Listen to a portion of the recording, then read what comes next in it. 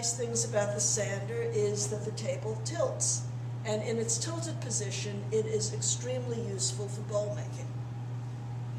Now, the first thing we have to do is to tilt the table. As I mentioned before, I'm going to start out with my little angle gauge. Sticks on, very useful. Zero it out to make sure that I'm starting from a level place. And I'm going to tilt the table. Now, once upon a time, there was a handle here. Somebody broke it, threw it away. It's been replaced with a nut. So one of the things that I put in my apron is a little wrench that fits this.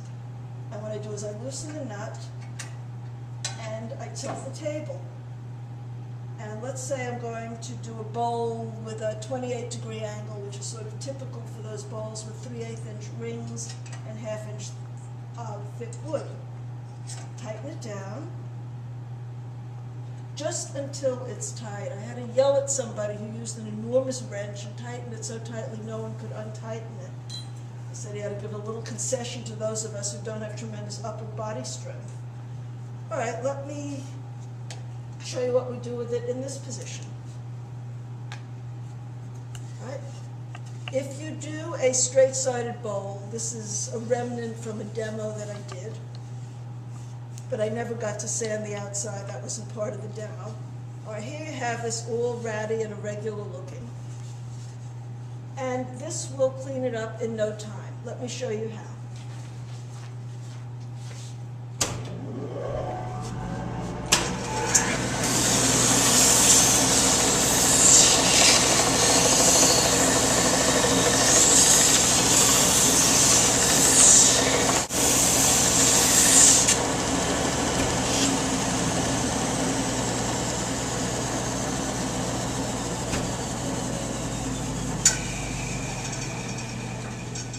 Now, I'm not completely done yet on this, but you can see that it's starting to look very nice. If your bowl has been glued up really irregularly, you may not be able to complete all of it on the sand. You may be able to fudge it a little bit with your flexible sanding pad or a handheld sander. You know, that's fine, but this gives you a good head start. You can also use this sometimes on the rings before the glue up. But there you have to be careful that you leave enough on the edge of the lowest ring so that you can get the base on, so that you have enough wood there. All right, now, another neat thing that you can do with the table tilted is to change the angle on a blank. I find this handy sometimes when I do the base piece and I want to cut a sharp angle, but I'm finding that cutting something at a 45-degree angle can be a little dicey.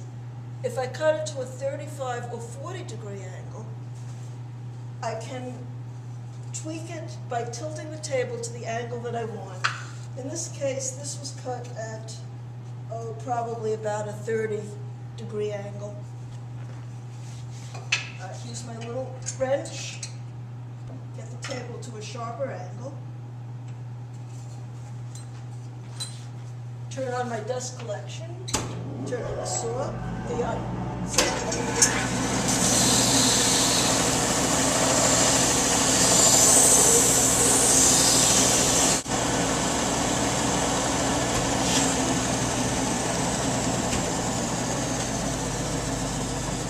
what I've done here is I've sharpened the angle slightly. I've also neatened it.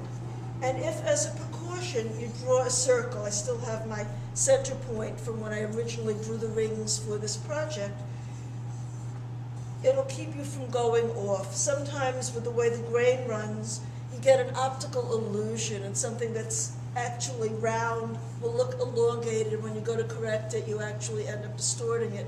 You really don't want to do that, and the more I work with these bowls, the more I give myself guide rings as reference points so that your eye won't be fooled. Now, the last thing that I'm going to show you that you can do with a table cut at an angle is to check out a bevel.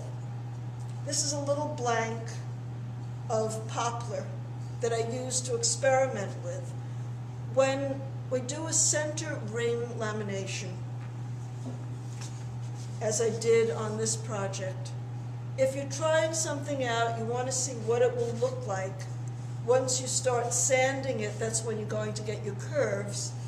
And on these rings, basically what you're doing is creating an imaginary middle point here, and then sanding from that as though it were two rings.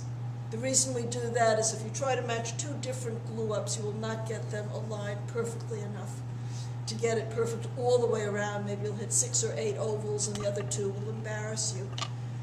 So that what you do is you draw a line in the middle, and then you sand each half, little by little, and this will give you some idea of what this looks like. Sometimes you may want to do this first and then add on your rings. In this case, I wanted to start out with everything flush. This is an experiment. I want to see how well this works out so that I can get some consistency and repeatability. All right, so that with these little tips, and I'm sure you've found your own uses, this is one of the most useful tools in the shop. You can also, I should mention, use a disc sander for many of the same functions. The only problem with the disc sander is that it sands more aggressively on the perimeter. It's actually spinning faster on the perimeter, and you run the risk of developing curves.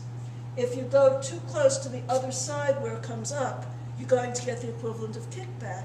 In fact, sometimes they teach about kickback using a sander to show what happens. So that also I've developed a light touch, where if I'm going to, let's say, neaten it using this, I just sort of bounce it off gently, and it works very nicely to tweak it. This table tilts also, so it can be used for many of the same functions, but it's a little harder to handle.